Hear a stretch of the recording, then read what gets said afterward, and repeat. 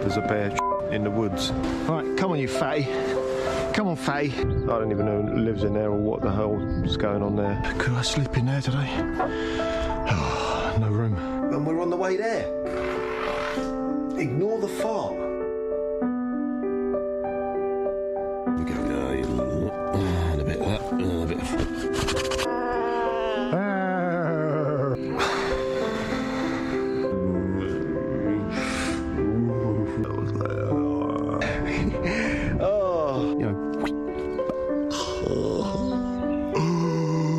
Sangers, James, Sangers I've got.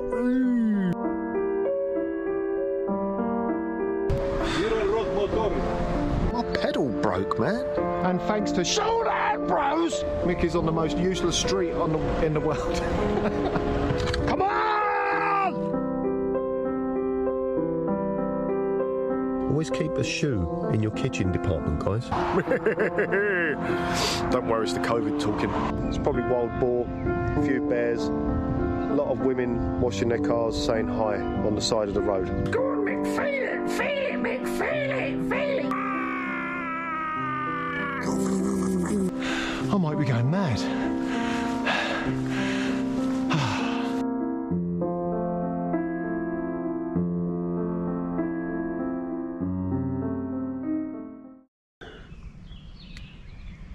Want to see me underwear?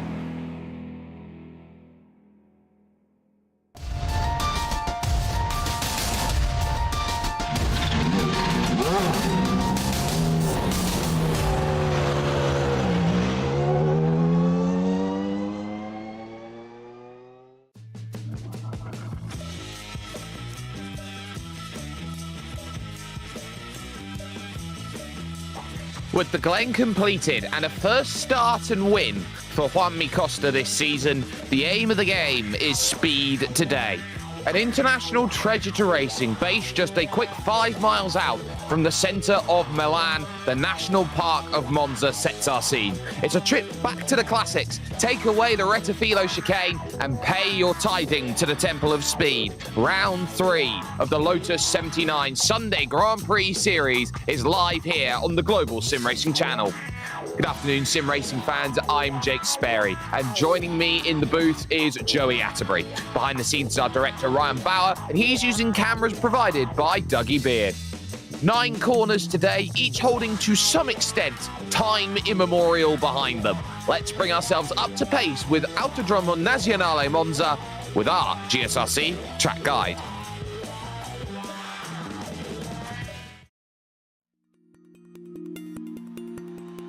Welcome to Monza. This track has a major place in racing history, not just for the legendary races, names, and cars that have been here, but because it was the third purpose-built car racing circuit in the world. It's often discussed and reverenced among fans, and especially by Italians who have nicknamed it the Temple of Speed. In fact, the Ferrari fans here are so famous for their devotion that they have been dubbed the Tifosi and never fail to show up in droves. While the real world offers only 3 feasible layouts to race on due to safety, in iRacing, the inclusion of the oval and the lack of safety concerns gives it a stunning 9 versions drivers can choose from. The modern GP layout is of course the most well known, with its long history of hosting the Italian Grand Prix. But the oval and combined circuits allow those who thirst for more speed to satiate that craving with its insanely high banking. Indeed, incredible velocities are a staple of just about every version you can race here. Draft battles are not uncommon, no matter which car you're racing. But the inclusion of the chicanes makes using an outbraking maneuver a much more tricky way of overtaking. The circuit is notorious for drivers getting tangled up with each other while running side by side in these slow and cumbersome corners. In fact, one of the greatest dangers for drivers is the first few laps when the field is still clumped together and attempting to navigate them 2 and 3 wide. While there are other modern circuits with high-speed straights, the fact that Monza sits inside the Royal Park just north of Milan and is still tightly lined with trees heightens the sense of speed here. All in all, Monza is unmatched in its history, thrills, and great racing. Its significance in motorsports history and culture is sure to be unchallenged for years.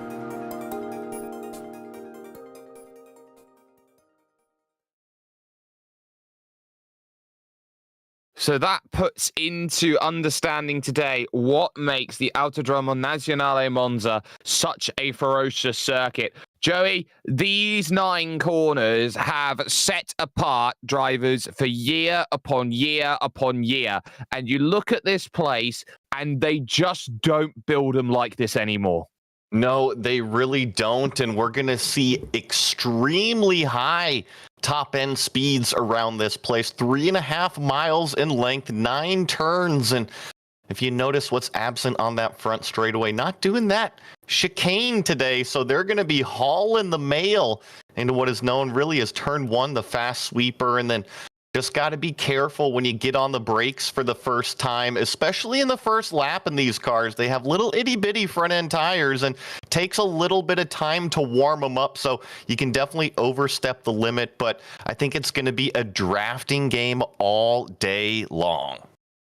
It's the sort of game today where drivers are either going to A, like it, or B, not like it. Speaking of liking it, let's talk championship standings then after 2 rounds. It is Pauli Kalevi-Partanen who has control of the standings overall. 158 points with 2 very consistent finishes, 1 victory so far. Timothy Reed is currently second in the championship, 28 points adrift. It is Dylan Freckleton who finds himself third ahead of both Nathan Finnegan and Hervé Trengarade. Memo Moreno is in 6th. 1 start, 1 win for Juanmi Costa, but 2 drop rounds in this championship. So as such, Juanmi Costa 7th in the championship, but you can boost him up a little bit along with Andreas Schuster and Michael de Turk 8th and 9th. Surprised to see Gernot Fritsch down there in 10th position, Joey. He's someone who over the last 2 years has donated about 2,200 iRating to everybody else in the world of iRacing, as we will look to the F2 standings for drivers with iRating 3,000 or less.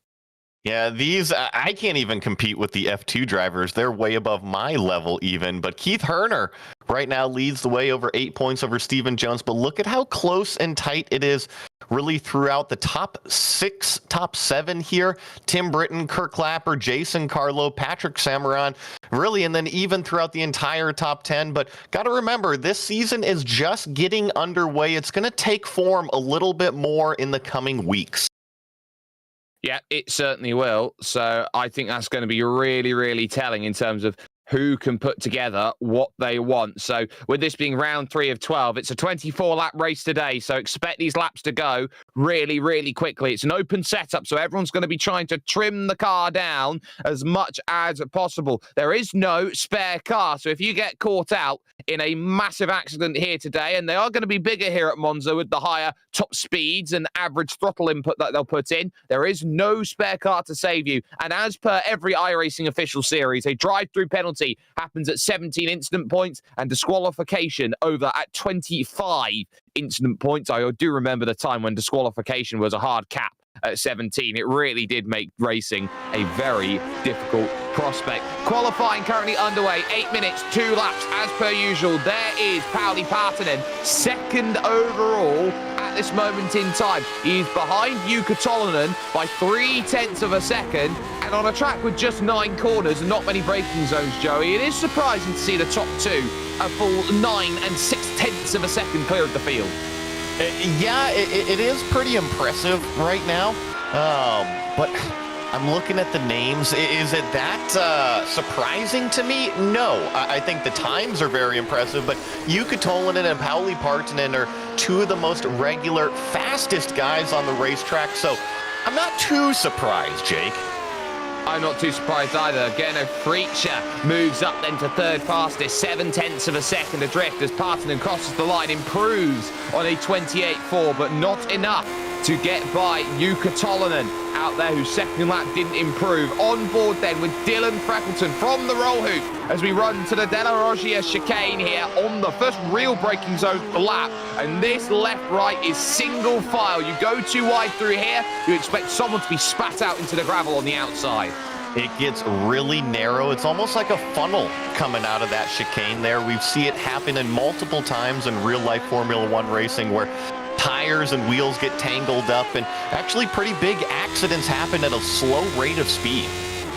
Yeah, they certainly do. Through the Curva di Seraglio, now under the oval banking and up the hill towards the Variante Ascara. This triple chicane here, left, then right. Try and take as much as you can, and then the last left, which leads you up on the circuit. Use as much junior circuit on the right-hand side as possible as you enter onto this long Reto Aposta section, this back stretch that they go through, heading over to what is both known as the Parabolica and the Curva Alboreto here, this final section of track, using all of the road, hugging the white line on the exit. Goes Dylan Freckleton, looking to try and get as much as possible out of the lap, and the answer to that is a 29.653, so was slightly slower out there in terms of time. Juanmi Costa will put a 28.8 down on the board, can go for one more lap, and crucially will have the time to do it. Third fastest at the moment, just behind Gernot Fritsch, who improved to third fastest, jumping ahead of Timothy Reed. Yeah, interesting to see how it's all playing out here, and looks like we got another one coming around the final turn. Nathan Finnegan right now just going to complete his first lap, and I'm curious about what that number 3 of Juanmi Costa does as Finnegan crosses at a 130.3. He'll jump up into the 14th place because his first lap of a 128.8, not as fast as Tolonen or Partanen on their first lap, but definitely ahead of the rest of the field. Yeah, certainly ahead, and Costa now is going to need to find a great turn of pace. He has got to try and get aggressive on this lap, use as much of the track as he can. You see how much the car bounces underneath there, the Brembo Bridge, heading over towards then the left, right, left, and he has got to be planted through this section, over 200 kilometers an hour, getting back onto the power, and now trying to pick out where is the right place for the braking point, and can I carry enough speed through this parabolic right-hander, aptly named Parabolica. Through he goes, dropping down the gears to 140 kilometers an hour, really fighting the car through the exit, drifting it through the exit. That's a power slide if ever I saw one. Juanmi Costa to the line, and it won't be quick enough because that's where all the time fell away going through. Kurt Clapper will have a lap to go through, but we will pretty much have the whole of the field sorted out there on circuit. So, confirmation of the grid. It is an all-finish front row as the finish have dominated this car for years. Jukka Tolvanen will have the pole position on a 28.314. He'll be joined by Pauli Partanen, the championship leader, on the front row. Gernot Fritsch and Juanmi Costa. You got the legend of the past and potentially a legend of the future, third and fourth, with Timothy Reed and Luca Bracali in the third row of the grid. The classic specialist, he does everything classics does, Ove Trengere. The Norwegian will start from 7th with Jack David Spickett in 8th place. Memo Moreno will start in 9th and Dylan Freckleton will round out the top 10. Here on row 6, we got Andreas Schuster in the 11th position. Patrick Samaran there in 12th. Seamus Power, 13th. Nathan Finnegan. Dmitry Bobolev rounding out the top 15. Steve Sobka, 16th. Bjorn Ackerman. Tim Britton, Mikkel Moreland, and Jason Carlo in 20th position. You're starting to hit a few drivers now who need to get some good times. Keith Herner, Kendrick Taylor, they're on row 11. Stephen Jones and Pablo L. Suarez in 24th. Jay Cooper and Barry West, the last to set times. Both the clappers then, Jason and Kurt, unable to set a time. Fabrizio Raffa didn't manage one. But the big name there, Joey, as they start to grid up, number 5, Kimo Villiakainen. He's got work to do. Yeah, and you see the number board, number 5. That means he's way up there in terms of the skill level, the I rating around him. So we'll have to keep an eye on Kimo back there.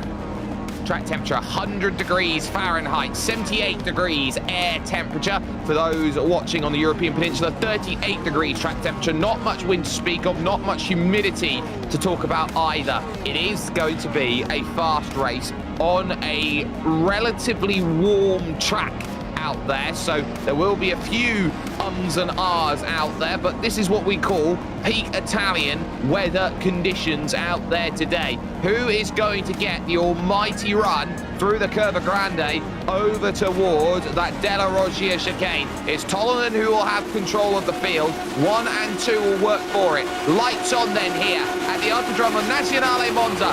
Lights out here, and we are underway. It's a good start there by Jukka Tolvanen. Pauli Partanen will match him every single stage of the way, but this is where the drafting comes into play. Juanmi Costa immediately side by side then with Gernot Fritsch as they now make the run towards this long sweeping right, advantage to those on the inside. But now you start to get the dirty air effect, one heavily off then already in this race, and drama's going to go straight through upside down. Steve Sobka was off, Keith Herner was off with Bjorn Ackerman, and Pablo Suarez, I believe, at one point was upside down, and now there's huge dramas here at the Della Roggia. Memo Moreno's turn. Yeah, and you see just cars trying to go left and right, avoid the stopped wreckage, and I think I see Kimo Villiakainen taken to the access road, and here we got more cars flying off in the gravel. It is a full split of 30, and that means a very busy racetrack. Patrick Samaran was one of them caught up, and number 1, Gernot Fritsch is involved. Oh no, Gernot, and you mentioned the I rating drop a little bit, and I think he's gotten caught out earlier this season as well. That's why you mentioned he was so far down in those points, and Lotus 79 just not treating him very nicely. Top 2 trying to break away then. You got Juanmi Costa 3rd, it's Hervé Trengere 4th, and the battle for 5th place is Luca Bracali versus Timothy Reed. It's Bracali up the inside as they now go through this final corner. You're going to see them here. The up and under comes back through, and Timothy Reed holds station there in 3rd. There was Juanmi Costa making that run. So one very hectic lap. Score complete then here around this Monza circuit, and there is so much to dissect going through, but for the race lead, this is where the top 2 can break away. Pauli Partanen and Jukka Tolvanen. It is Partanen now to the point at the front of the field. Tolvanen will happily sit and wait as they hit the brakes and go into the left-right to the Della Roggia. Well, and you were mentioning how fast these cars were in qualifying, and check this out. We're going to get a bunch of replays, and this is starting lap 1, turn 1, the end of the mayhem here, and then into the first chicane as well. There's probably 15 cars that are involved in this, Jake, and I believe that one of the ones that starts with is Bjorn Ackerman as well as Dmitry Bobolev. And here we're going to be riding on board with Dmitry. He really gets run over from behind, and once he gets that contact, he spins in front of the entire field, causing dominoes affecting. Well, here we go into the Curva Grande. Yeah, takes the tap. Now everyone's got to shuffle and try and get through. One goes upside down and gets absolutely spat out through that section. Now you've got the likes of Memo straight on. They will go through, and a big shunt goes through that causes the chain reaction. I think that's where Gurno Fritsch first drops the time. He's got damage to the car, and now he'll catch Patrick Samaran out as they go through. Samaran trying to go around the outside. Gurno Fritsch with a car that just won't turn. So the Frenchman there, Samaran, will not be too happy, but he was a passenger at that stage. So this really will indicate what Patrick Samaran had to go through in this opening stage. So didn't have to worry about what happened in the middle to the rear of the field, but it's here where he has to worry, because it's going to stack up with Gurno Fritsch, who goes straight on. Then you got Memo, who finds himself turned around. So he manages to get through all of that, sees that Gurno is slow in front, which is okay, I'll go around the outside. But Gurno just doesn't stop. No, and it's just so unfortunate. There's so much going on, and then you see it back into the wall. Heavy damage for that number 1 Gernot Fritsch car, but looks like we're going to jump back up to the live action on the racetrack. And right now it's Jukka Tolvanen out front, Pauli Partanen in tow. Jake, I wonder if we're seeing a little bit of back and forth between teammates trying to run away from Costa a little bit. Yeah, Juanmi Costa is fast with a capital F out there as he goes through. He is absolutely lightning. Timothy Reed takes too much of the inside curve, has to shuffle across the chicane. It really checks up Jack David Spickett, and suddenly Dylan Freckleton's thinking, oh my goodness, Christmas has come early. I'm going to now dive to the inside. It was 3 wide for a moment. He'll have himself the overspeed here, adding to the Parabolica. 2 for the price of 1 on the backstretch. And goes a little bit wide, though. Really opens the door for Timothy Reed back up, and he was clear of Reed. Dylan was just leaving a little bit of room, and here comes Kimmo Villakainen. Remember, started all the way back at the end of the field up to 12th place position, and I will say that Kimmo did a really good job avoiding all of those lap 1 wrecks. We saw mayhem, and look at this. He's still got a clean car.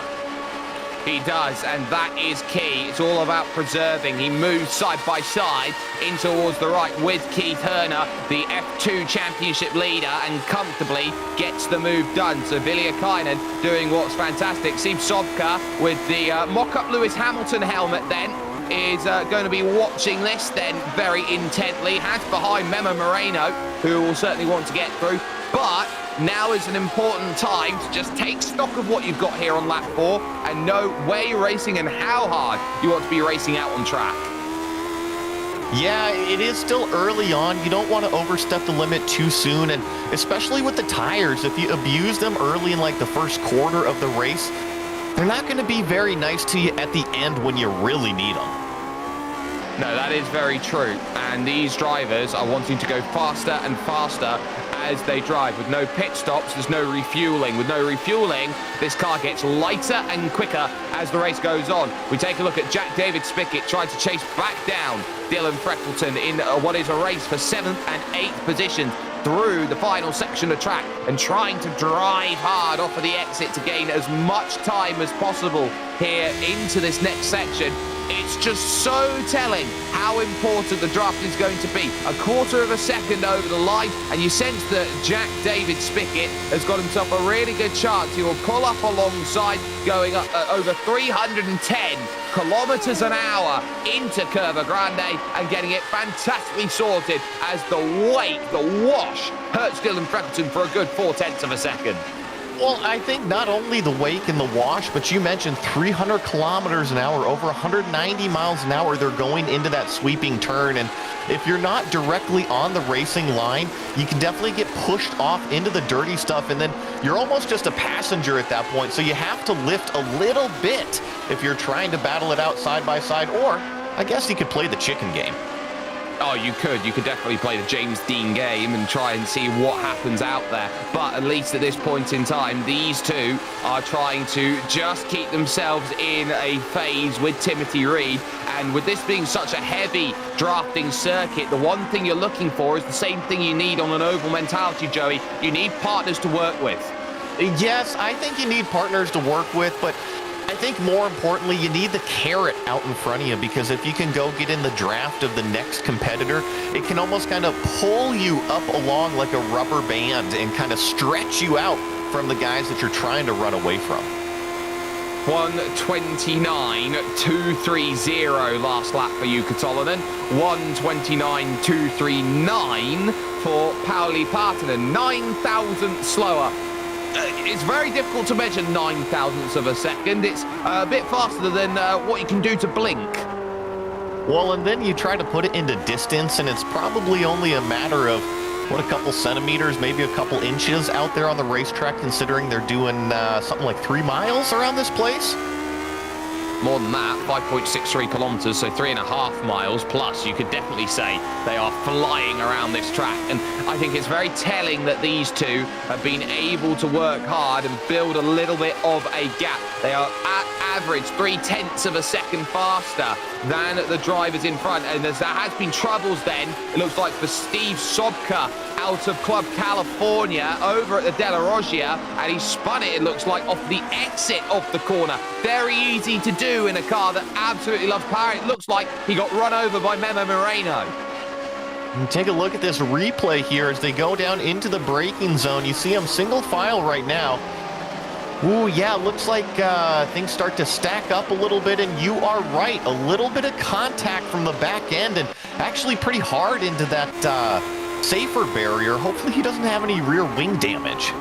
Well, here's the issue. Car runs wide in front, can't commit to the corner on the inside. Moreno doesn't expect the check up there. You don't expect someone to hit the brakes off of the exit of the corner just because that the car in front, Keith Herner, was so slow after making the mistake. So Moreno effectively has nowhere to go and just has to plow into the back. Now, Pauli Partanen gets as close as he's been for a couple laps. He finds himself in the right place.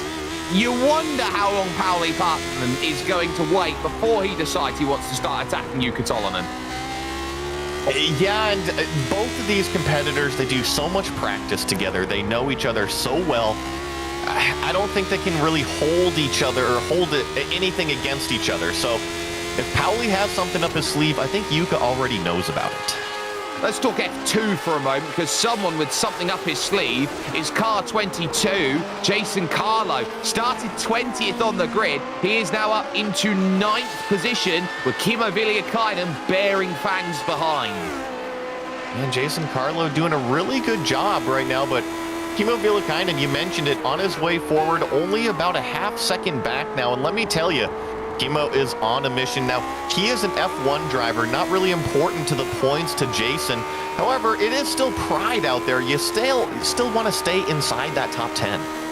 Yeah, he's doing 1:30s at the moment is Kimmo Villiakainen, so he's certainly going to have to get the hurry up through the final corner. Carlo just trying to get as much off of the exit. I think that caught Kimmo Villiakainen a bit unawares. He takes a slightly wider line into the corner, does Carlo, because he's trying to maximise his exit, and Villiakainen's taking what is known particularly as the natural racing line, which is a very, very early turn-in to get things sorted. Now here comes a little look. Oh, no, off goes Pauli Partanen. He's going to have to take to the escape road.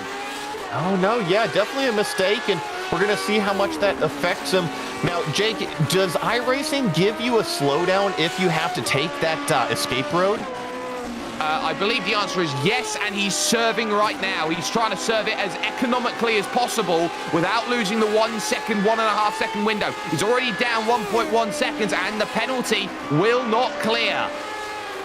No, it's so frustrating, too, and it seems like whenever I try to, like you say, economically get rid of it, it seems to get longer and longer and never goes away on me. Well, here's the thing. iRacing has this brilliant system of the slowdown penalty, where if you serve the slowdown early, for example, if you get yourself a 1.2 second slowdown and you serve it immediately, 1.2 seconds goes away. The difference is, the longer it takes you to serve the penalty, the more penalty can be added on. The longer that you go without serving the penalty, you have 45 seconds there or thereabouts to serve the penalty outright, as we watch Memo Moreno try and chase down the target car just in front of Keith Herner. And trying to chase him down. Remember, Moreno just had that little bit of contact earlier on, but hasn't let that affected his confidence. Trying to get down, I believe that's Tim Britton right in front of him in that number 19 car. Yeah, I was a car in front, so Keith Herner on that last lap has certainly been driving well, but Memo Moreno's actually lost the place to Tim Britton, and one of the keys to why he might have lost that place was the contact he had earlier with the driver that he had contact with, and that front wing might not be in the healthiest position right now. And you need the aerodynamic downforce, whether it's efficiency or the front end grip. Aero damage, never a good idea here on Monza. Have to see how that strategy plays out for him. That is a Jägermeister car with Kurt Clapper driving it at the moment.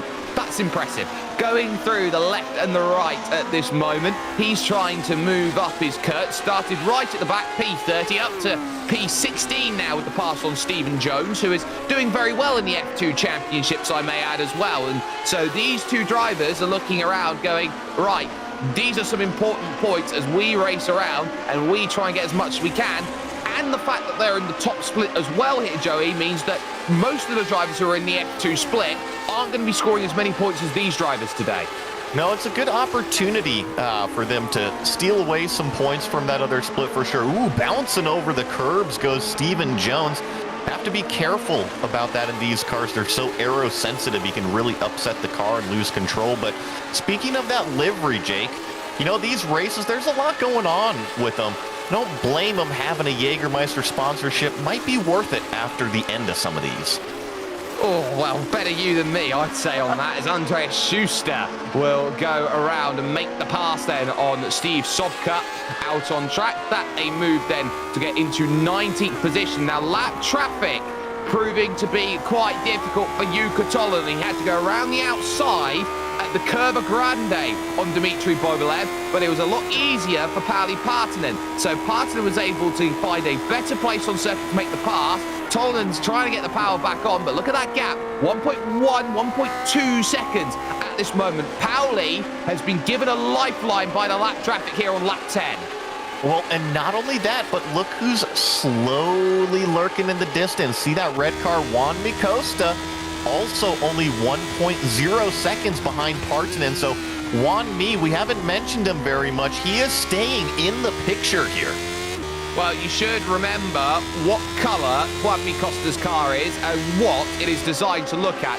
It is Scuderia Red, and it is the Tifosi's playground here at Monza. It's Italy's team, and you would say that Juan Micosta, a Spaniard in a Ferrari, is trying to get himself through. He actually might be Portuguese, not quite too sure, but definitely from that continent, or that peninsula, I should say, is trying to channel his inner Carlos Sainz.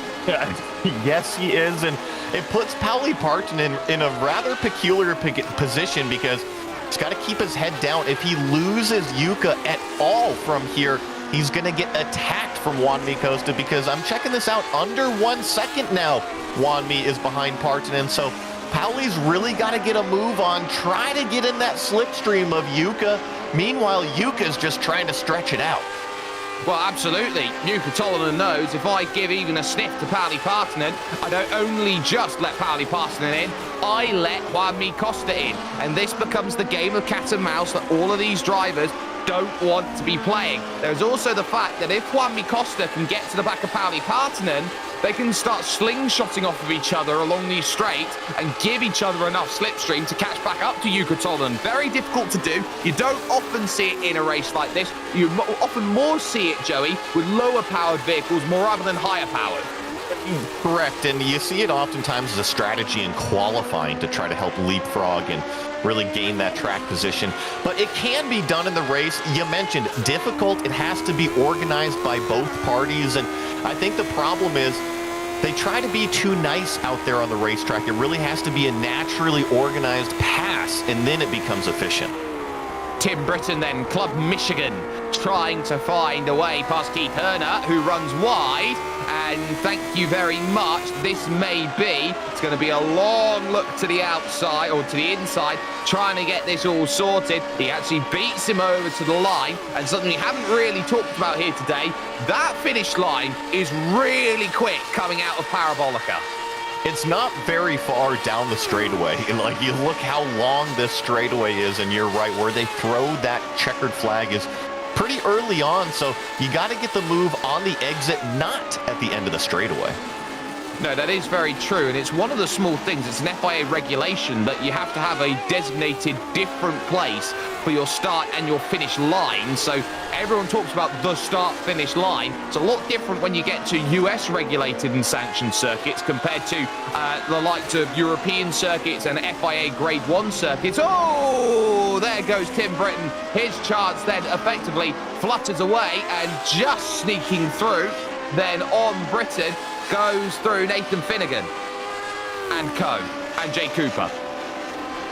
Yeah, a few of them as you saw Britain make that mistake there. And purple, Juan Costa, 28.99 that last lap. And here's Timothy Reed, sucked up in a slipstream behind Luca Bercali right now. He's been working on Luca for a little bit, and this might be an opportunity, although you see the lapped car there right in front of him was giving Luca a little bit of help down the straightaway with the aid of the slipstream.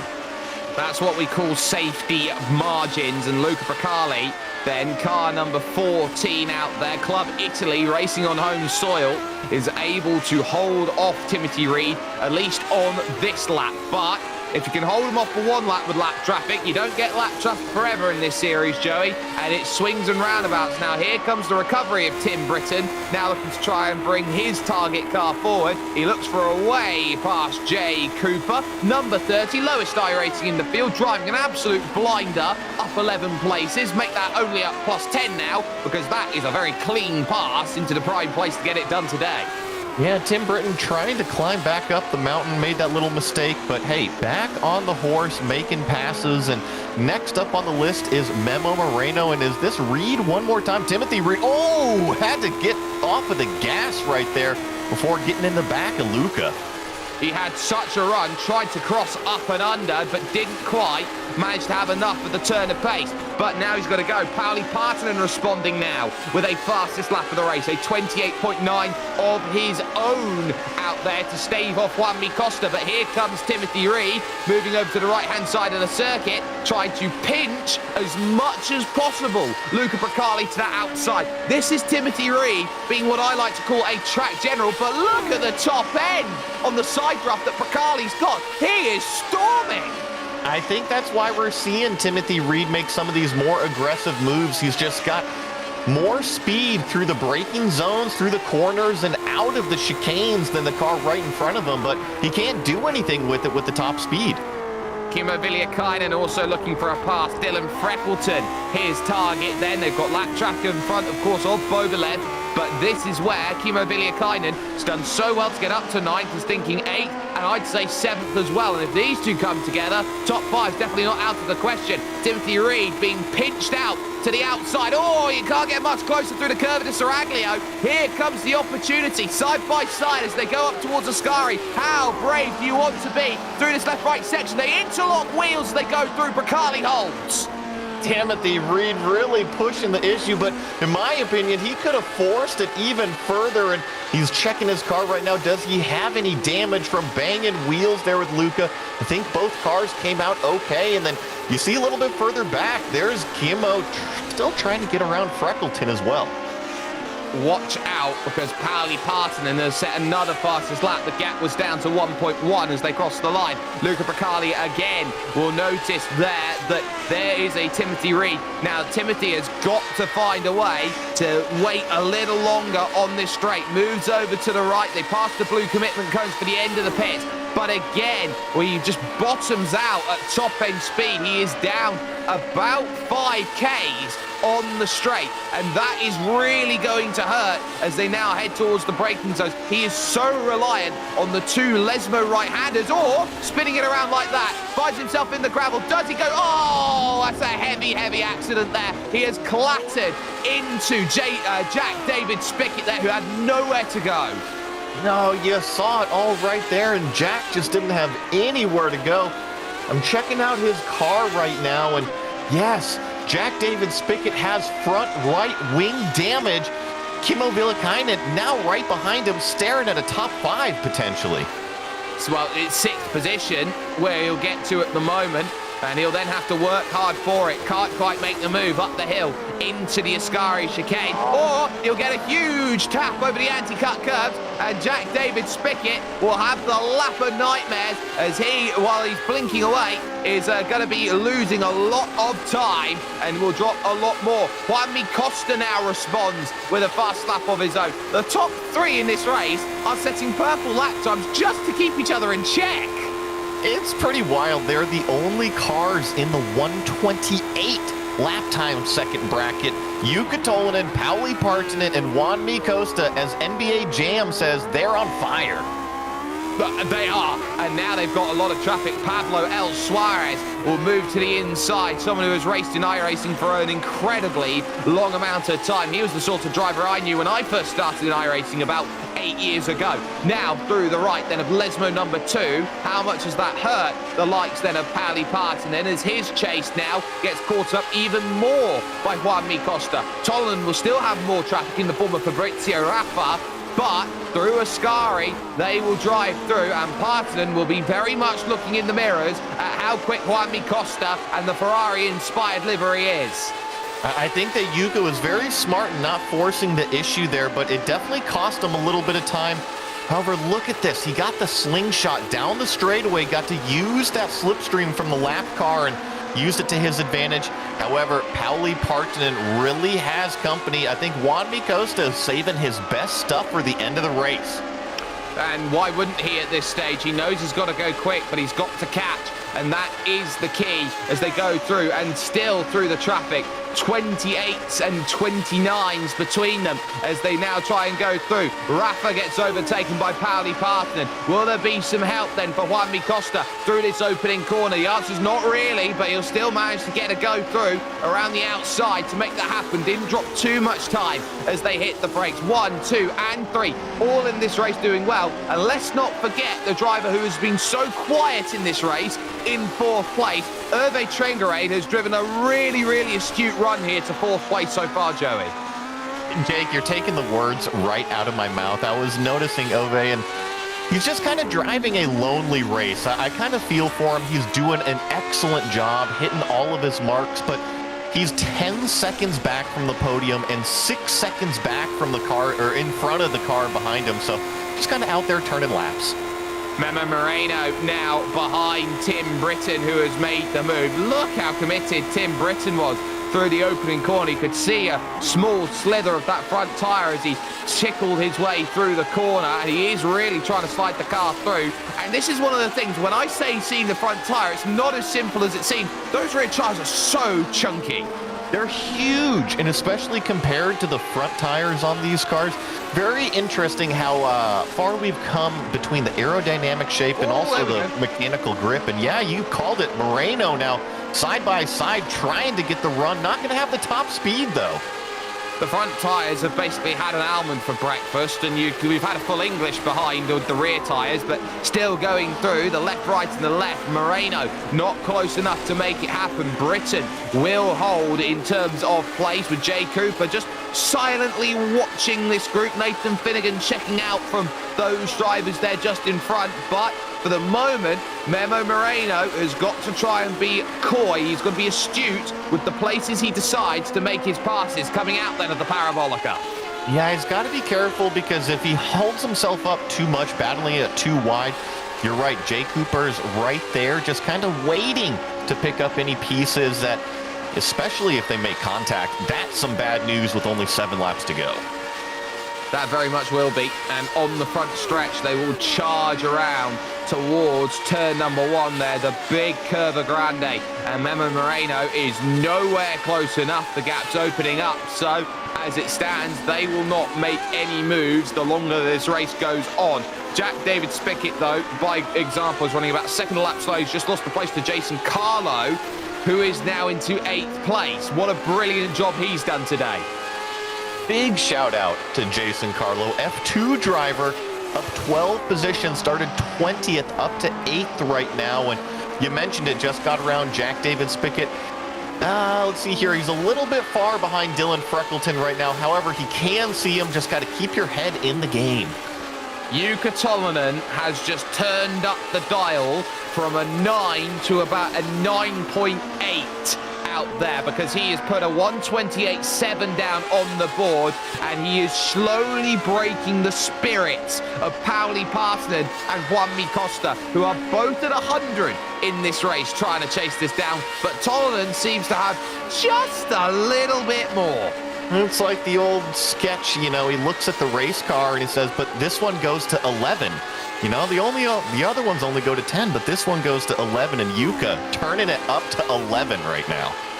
He is, and he is just giving himself enough of a margin here. But how hard is he pushing, and will that induce mistakes from drivers who very seldom find mistakes? And it's this sort of series that forces you to drive with perfection and makes driving such a difficult challenge. You talk about the drivers here, Jukka Tolonen, Pauli Partanen, Andy T, for example, Juanmi Costa. Those 4 drivers alone, in terms of what this series has been, have taken the driving standards at the top of this series to astronomical levels, where I think you'd look at, say, some of the Pro World Championship drivers in the world. If they had no time to jump in that car, they would not be quick enough. Juanmi Costa puts a 6 down to say, I am still trying to throw everything at the kitchen table, and he only gained a 10th. Well, and to talk about the skill level that is in the series and those names that you just threw out there, they're all hovering right at 6,000 iRating, and also throwing the likes of Kimmo Villakainen out there, 5,000 plus iRating. Go down to Gernot Frischa, 6,500. You mentioned earlier that he was 8,000 plus at some point, and yeah, it's just an incredibly deep talent pool.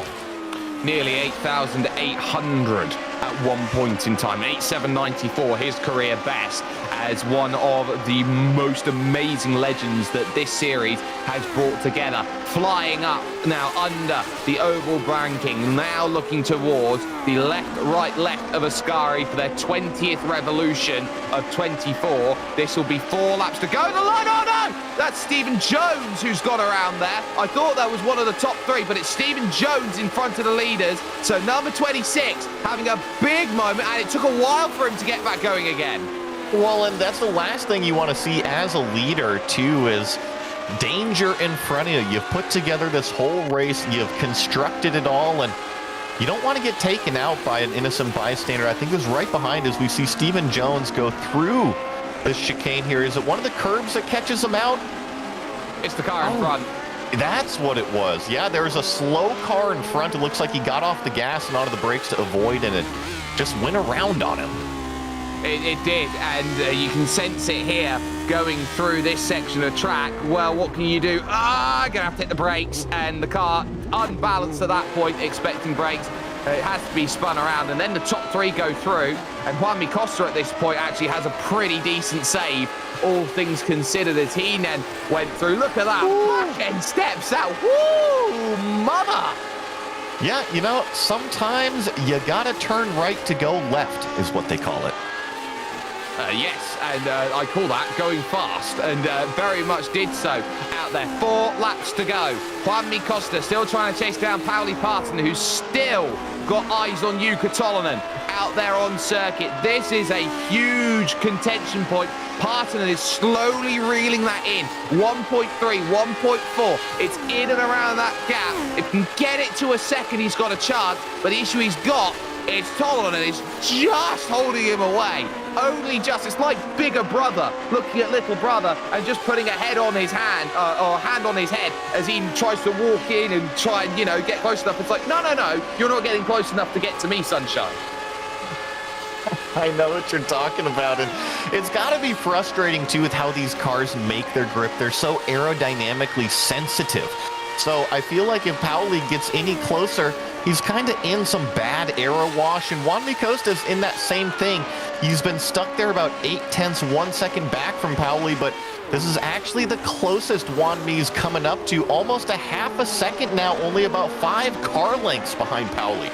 And Yuka Tolonen just put in a 5, and he only gained 0.04 of a second. That tells you they are all pushing with everything that they've got. They now crest over towards the second Lesmo corner, and they'll have the Curva de Saraglio once again. But now it's Juanmi Costa who finds himself closer. Pauli Partanen, with a mistake through the Lesmos, has invited a brilliant opportunity. Lesmo 1, where it goes wrong for Pauli Partanen.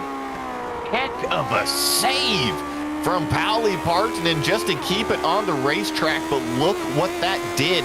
Juanmi Costa now officially tucked up in the slipstream. This is the opportunity that Juanmi's been waiting for. Now he's using that toe. Is he going to be close enough to make a move? No, not this time, although all the way up under the spoiler. All of a sudden, this turns away from a race for the win. This is for second. There's the wash, catching out Juanmi Costa. This is where you're going to have to go. 2 laps to go. Can Juanmi Costa find this path? He will close and close and close. They will pass the Variante de Retafilo on the right-hand side. Now he'll move to the inside, trying to get this move. Does Partanen have anything to fight back with? They go tyre to tyre through the Curva Grande, and Pauli's done well to hold this off. He might actually have it on the brakes here. Juanmi Costa's going to have to be brave here. He's not quite got it, as inch close as it can possibly get. Pauli survives for now. Yeah, survives, and Pauli was crazy committed into turn 1. He left just 1 lane of racetrack. He knows the competitor he's facing is going to respect him, and wow, that was so close. And 190 plus miles an hour, Jake. 190 plus miles an hour on a piece of road that is at best 3 car widths wide, and you're going through one of the most famous corners in the world. That was as close as it gets, but Partanen's done really well to respond back over the course of this lap, and he may have just given himself just enough of a margin. It is 0.6 of a second. Juanmi Costa's going to have to try and get some more work done, but being at 0.6 of a second, you do sense that you're in a little bit of trouble right now, because about 6 to 8 tenths, that's the buffer margin where you basically have to drive about 0.3 of a second quicker than the car in front to make any progress, as into the pits on the last lap comes through Kurt Clapper, and that will get out of the way. Those drivers heading to the final lap. Tolonen, another fastest lap. Yeah, I got some help from the slipstream, but here comes Juanmi. He is in the tow, using Pauli Partanen, just trying to get ever closer. His move's going to have to come down into the Parabolica this lap. He's not quite close enough to do it into these chicanes. No, and this is going to mean he needs an absolutely fantastic middle sector of the lap. Pauli Partanen holding on to this second position. The championship leader knows that he is going to start searching about. He's going to start looking at everybody else then out here today and think, well, what can I do? I put everything together. He pushes a little bit wide off of the exit. That certainly wouldn't have helped proceedings outright, but now he's going to have to push. Up the hill they go towards Ascari for what is the final time out there overall in this race, and it's going to be close here for Juanmi Costa. He is throwing everything he can and a little bit more at it. Is this going to be enough as they go through for Yuka Tolonen? He knows how important this is. This will be just his 5th win, believe it or not, in the classic Lotus 79 series. He'll come to the line and he will take a resounding victory, a brilliant win by his standards. Partanen will hold off Juanmi Costa. Tolonen sets the fastest lap to boot to end it all off. But what a race from those top 3 who have proven they are the cream of the crop. And it's still not over, because Bracali needs one good corner here, Joey, for Kimmo Villiakainen to get a top 4, to be denied, I should say, a top 5. I don't think Kimmo's going to get there. He's tucked up in the slipstream, but doesn't get the run off of the corner. Luca Bracali should hang on to this top 5. And does. What a brilliant bit of battling there to get that over and through. But that is going to bring us then over towards the finish of this race. We are going to step aside for just one moment here with the Global SimRacing Channel. We'll be back with post-race coverage after this. Racing isn't easy, but experiencing it is. iRacing puts you in the driver's seat with the industry's leading sim racing game. drive on laser scan replicas of the greatest racing circuits from around the world. Go head-to-head against other drivers chosen by skill-based matchmaking to ensure competitive racing at every level. Compete across all your favorite series. In officially licensed cars, engineered to deliver the most accurate driving experience possible.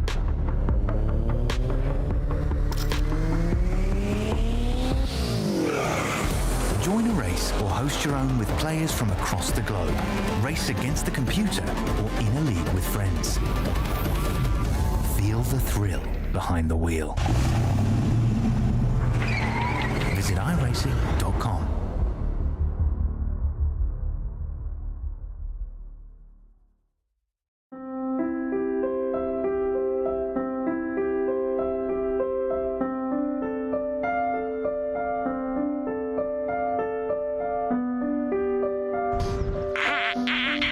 There's a bear in the woods. Right, come on, you fatty. Come on, fatty. I don't even know who lives in there or what the hell's going on there. Could I sleep in there today? Oh, no room. And we're on the way there. Ignore the farm. We go, and a bit of that, and a bit of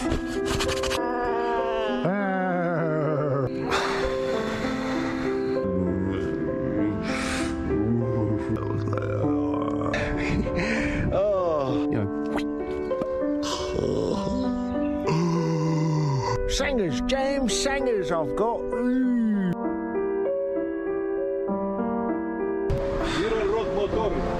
My pedal broke, man. And thanks to Showdown Bros, Mickey's on the most useless street in the world. Come on! Always keep a shoe in your kitchen department, guys. Don't worry, it's the COVID talking. It's probably wild boar, a few bears, a lot of women washing their cars saying hi on the side of the road. Go on, Mick, feel it, Mick, feel it. I might be going mad.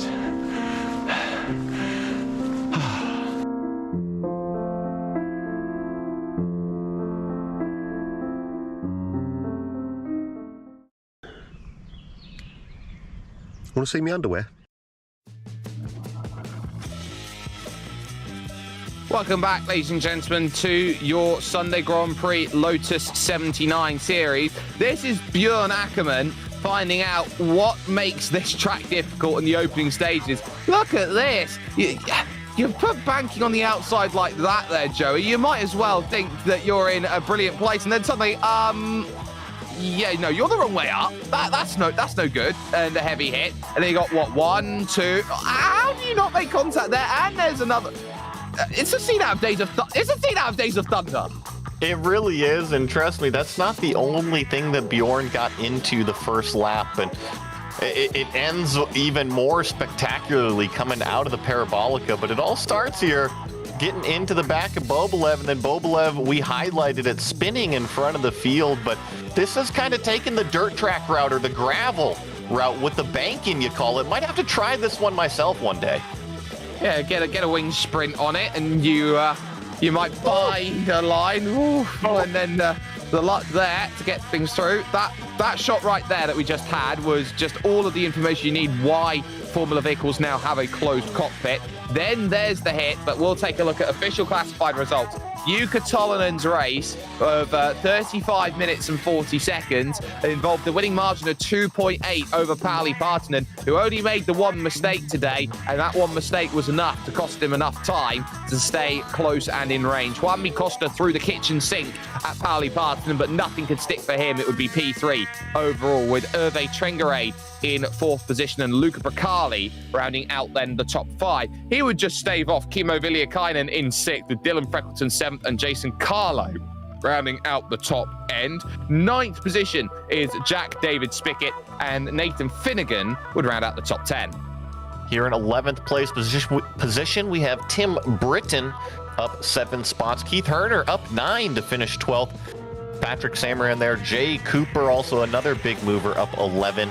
Andreas Schuster finishing 15th. Steve Sopka, Steven Jones, Fabrizio Raffa, Pablo Suarez and Dmitry Bobolev here inside the top 20. And actually everybody from here on down, several laps down, Jake.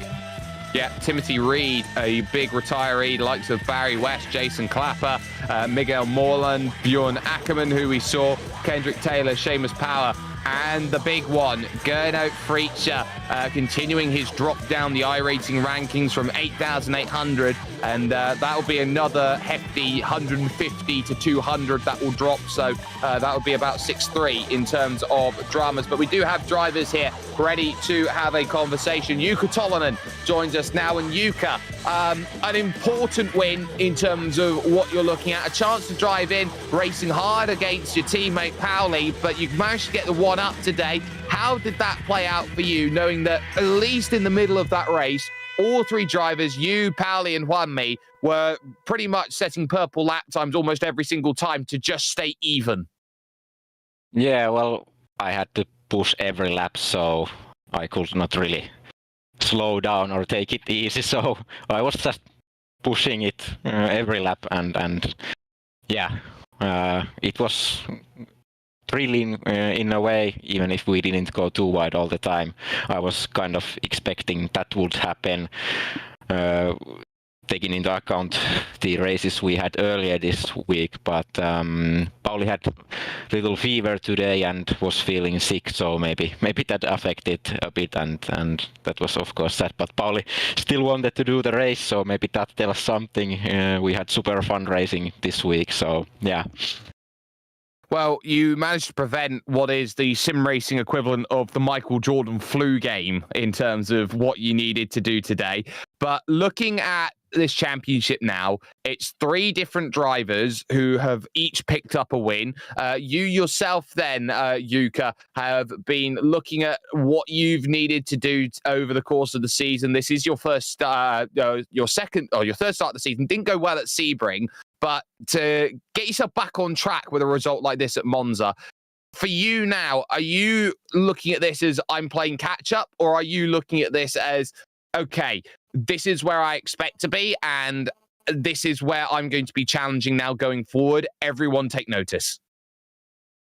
Yeah, well, I'm not sure if I will get enough races this season to really fight for the championship, but well, that's what I said when I won my first championship as well, so let's see. Yeah, I will join when I have time, and I will practice when I have time, and I happen to want it, but I won't take any pressure about the championship, so I'm here just to enjoy. I won the championship once already, so yeah, I'm just enjoying myself. By the sounds of it, you'll win when you have time as well. So Road America is next. Very similar in terms of the build. So in terms of needing a little bit of practice, okay, maybe looking at the course might be slightly different, but the same properties of building the car feel very similar? Yeah, I usually like Road America, and it would fit very well after this track, but unfortunately I won't be racing there next week. I know that for sure. I'm not home next weekend, so yeah, sadly I will miss it, but yeah. Well, that's a real shame, Jukka. We're going to miss you there over at Road America, but the floor is yours for anybody you'd like to thank a victory for you today here at Monza. Well, Pauli, of course, he was sick but still doing great job, and as said, we had fun, and Juanmi had also good race and was giving pressure for us, and Michael as always, and you guys for the broadcast. Thanks. No worries at all. Jukka Tolonen there joining us and picking up the victory overall. We will move past our flu game representative in second and move to third place. Juanmi Costa found that result, stood by with Joey Atterbury. Juanmi, you got to be happy with the third place, although it looked like you potentially had second. Talk to us about that battle with Pauli late in the race. Hello. Yeah, thank you. I was conforming to get, trying to get a fast lap, but then I saw Pauli making some mistakes, and I decided to go to try to catch second place instead of the fastest lap. But I also made a mistake took a slowdown on the inside of the curve of turn 2 of the chicken. So goodbye P2 and fast lap also. Well, that's what happened there, and that's why you backed off a little bit. I was wondering, but in the big picture of the race, it seemed like Yuka and Pauli had some incredible pace, and you were just barely hanging in there. Did you think, or what were you missing to get up there and actually fight for that win today? I don't know what is exactly what I'm missing, but they are super fast here. So I can do too much than I did. I don't know if more top speed, but they had a little bit of more top speed, but also they were faster than me on the Lesmo. So they definitely work hard on their setup, I'll tell you that much. And this is a good points haul for you, because I noticed you didn't score anything at Sebring there, but a good third place finish, and looking forward towards Road America. How do you feel going into that place? I feel good for Road America. I like the track. I had good races in the past there, fighting very close to the winners. Let's see if I can at least be in the podium, is what I expect. Well, I expect you to be on the podium, especially since you're on the podium now, Wanmi. Anybody you want to say hi to? Oh, congratulations to Yuka and Pauli. They drive an amazing race.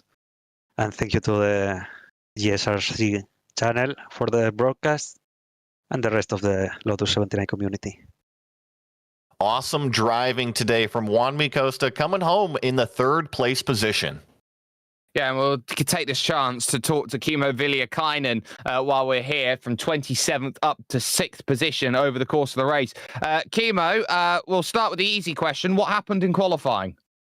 I had a speeding on the pits, so that means that I told the guys after last season that I will start from the back every race if I'm going to show up here, because I'm not sure how many races I can do, and I will make some content for my own stream.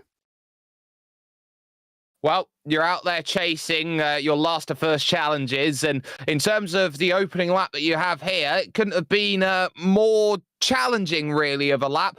Just talk us through trying to get through all of the drivers who found themselves with troubles through the opening 4 or 5 corners. Today I was so lucky on that first corner. There was some car coming left to right in front of me, and the netcode saved me there, and I had 0 contact from there, and then I just tried to overtake one by one, and thank God those cars were little spread out, so I can use my draft and overtake people quite easy. But of course these top guys go so fast that I can't get higher than this today. Yeah, they were absolutely flying at the front. But for you, you very nearly found yourself into a top 5 finish. Luca Bracali just able to hold you out. For Road America, a start from the back, another place where overtaking might be a little bit easier than some others. We just saw, actually, the way that you just managed to ghost through someone. You got very, very lucky. But Road America, do you think that it's going to be another track where a great result is a little bit more attainable? Let's see. We have a Finnish Nationals Championship qualifiers in 2 weeks, so I have to drive some GT3s now. But the first race of Finnish National qualifiers is also on Road America, so I think Lotus 79 fits perfect for that picture, and I think I'll race something next Sunday, and let's see what happens. Well, we wish you all the best with your result next week. And of course, you're qualifying for the Finnish National Championships, which has been for years one of the great events in terms of national championship racing. Kimmo Villiakainen joining us then here, a 6th place finish overall here today. But that is going to just about do it for us then here from the Autodromo Nazionale Monza. I want to give a massive thanks to the team here who's worked hard on it, from Ryan, Dougie, and of course Joey Atterbury, who has been alongside me for the ride. You can catch all of our social media platforms are on screen, as well as the likes of our Discord if you want to jump in and get to know a little bit of the community. Of course, we have as well our brilliant merchandise store. You can head over to gsrc.storenb.com to make sure that you get a piece of the action there. This is where we are next time out. 1 week from today, it is Road America, the 4th round of the championship. Elkhart Lake, Wisconsin awaits for that. But in terms of what is next in terms of GSRC's schedule, that's where it gets very, very interesting, because we will be jumping over to the Radical Canada Cup and their winter series. The 10th round heads to Watkins Glen at 9:55 p.m. Eastern on Friday the 7th. But with all that being said, until next time, ladies and gentlemen, race clean, race hard, and we'll see you on the track.